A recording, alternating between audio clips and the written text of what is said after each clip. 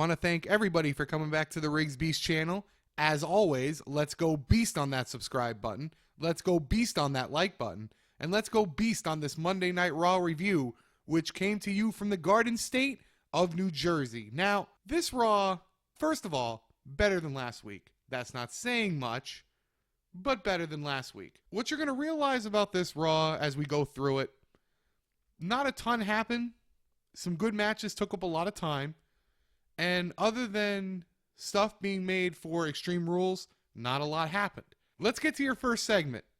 Most important segment of the night, right off the bat. Angle comes out, announces Braun's injury, talks about it being a shattered elbow and how unfortunately he is really going to be out 6 months. This is a shame. The dude was picking up a ton of steam, had overcome really horrible backlash in the beginning because of leaked rumors that weren't even 100% true. And then this happens right on the precipice of a huge breakthrough for him and being able to fight Brock Lesnar. It's unfortunate. I don't think this is going to derail his career at all. Just a sidestep. Get well soon, Braun. He'll be back a little bit after SummerSlam. Before the end of the year's out, Braun's going to be back and better than ever. So then he announces a fatal 5-way at Extreme Rules. You got Seth Rollins, Samoa Joe, Roman Reigns, Finn Balor, and Bray Wyatt. Now, there are rumors that Roman Reigns is going to go after The Miz. Once Braun Strowman gets hurt, you've got to put Roman in this position because now Roman's without a guy because they were going to finish up Roman and Braun at Extreme Rules. So this is how you get rid of that. It's going to take a little back seat, so on and so on. Roman then's going to come out. He says there shouldn't be a fatal 5-way and that he is the #1 contender because he beat The Undertaker at WrestleMania and he is the only one who can stand up and beat Brock and that it's his yard. What the WWE is doing with Roman now, and you've got to be able to see through the blinded eyes of he's a babyface because of X, Y, and Z. They portray him as a heel and as a babyface at the same time. He is the ultimate gray character. You just don't see it. And that's what they're going to do with him for, I believe, the next year or so. He's going to be this gray, cocky, yet confident. It just depends how you look at him. You continue to react. You're going to continue to react to the guy. And though, of course, I want him to be a heel too, this is the best you're going to get because it's maximized his potential, unfortunately. Not even going down that road, though. Do not want to make this whole show about that. Finn Balor is going to come out. Same stuff he told Seth. The line starts behind him, etc. The exact same stuff he told Seth Rollins. Roman then says Balor doesn't have the killer instinct to beat a Brock Lesnar, but then Finn Balor brings up how he beat Roman on his first night. Samoa Joe comes out, says it's about action and result. Talks about the action, putting Seth Rollins in the Gogina clutch. Result, Seth is out. Action, he's going to enter the fatal 5-way, and then here comes Bray Wyatt.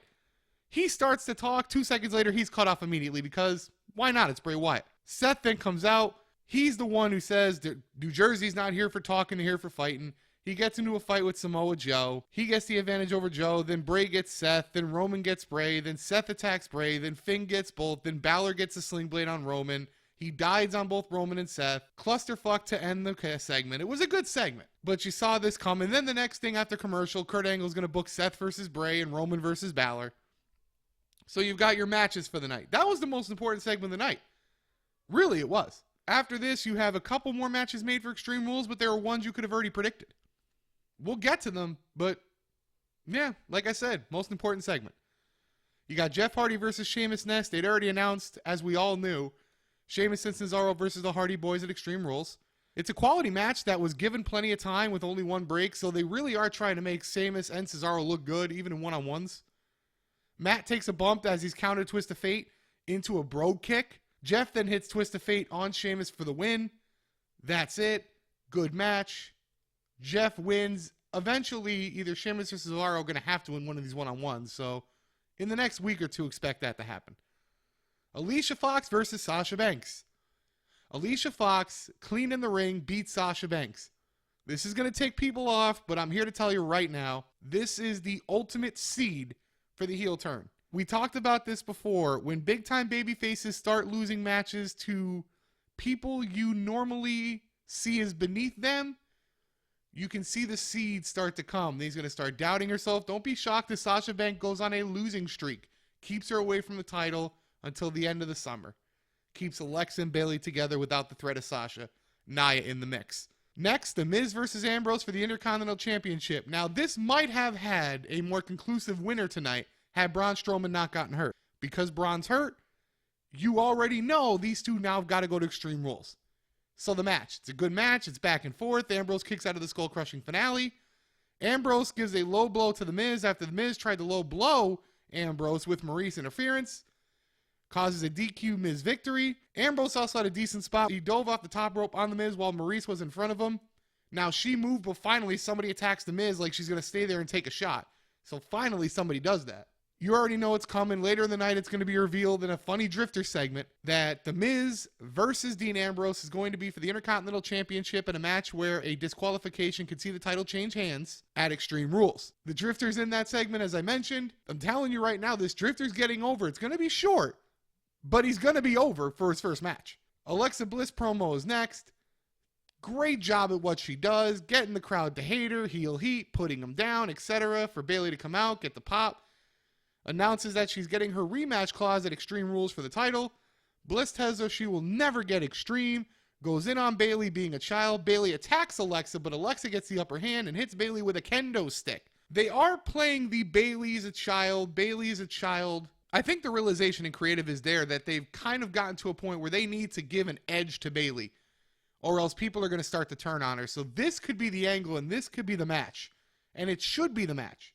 And it should be the angle that gives Bayley that edge to keep her fresh and to keep people invested in her and give her a reason to still be a babyface, because it only goes so long with that ultra clean fanboy type. Next, you're going to get Neville and TJP versus Aries and Gallagher. The Cruiserweight division, guys, it's in rough shape. It's on its deathbed. No one cares. CM Punk chants. Bullshit chants. It's just bad. TJP pins Gallagher with the destination kick once again. TJP has the same doofy entrance. He's a heel, yet comes out like a gamer. Every week, we're going to talk about it until it changes. There you go. Angle then gets with Bayley, who's being checked out, and initially wants to take away the match. Bayley begs for it.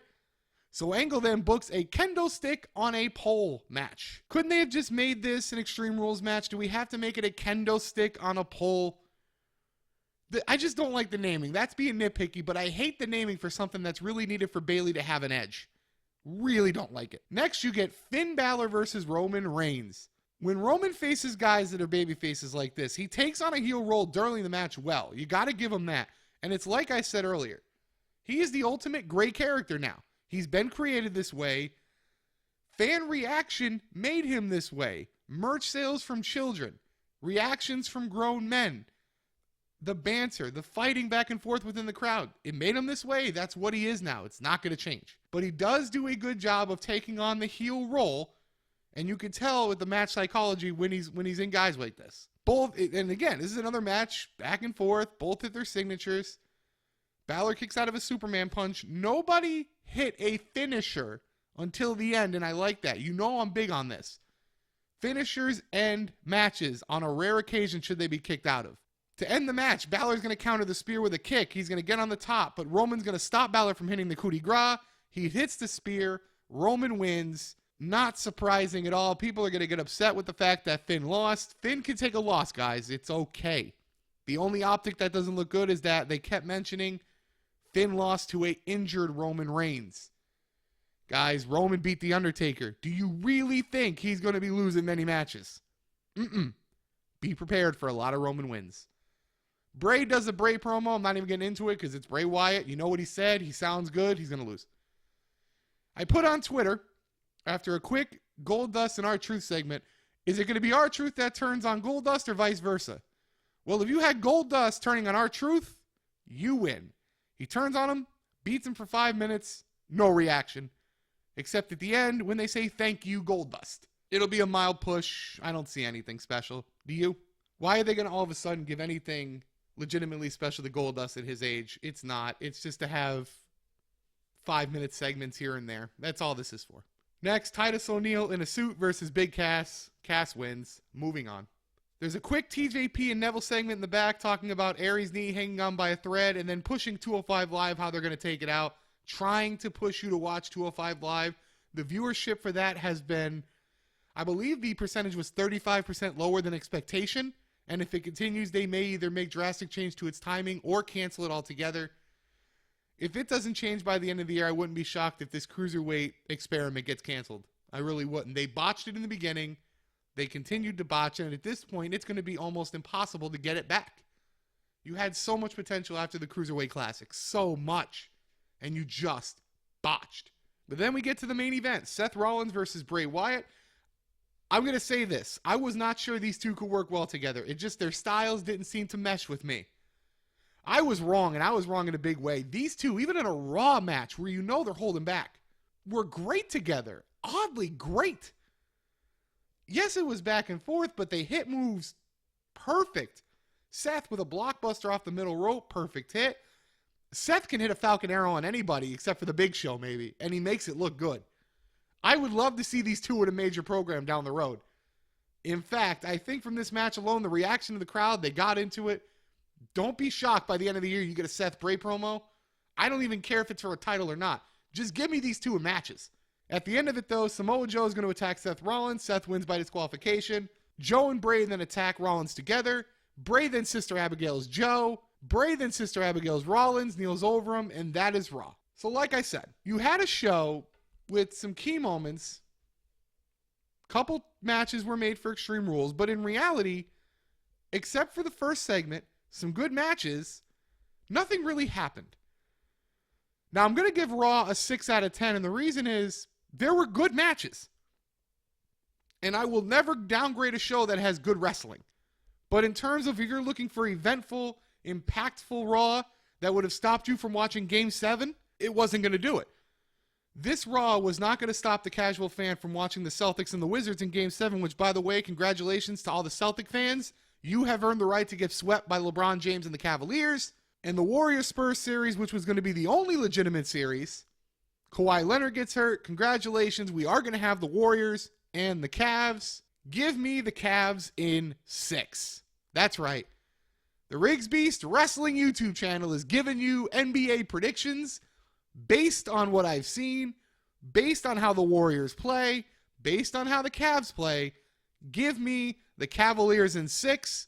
Give me a 6 out of 10 for Monday Night Raw. Follow me on Twitter at The Riggs Beast, where I live tweet during all Monday Night Raws, Tuesday Night SmackDown Lives, pay-per-view shows.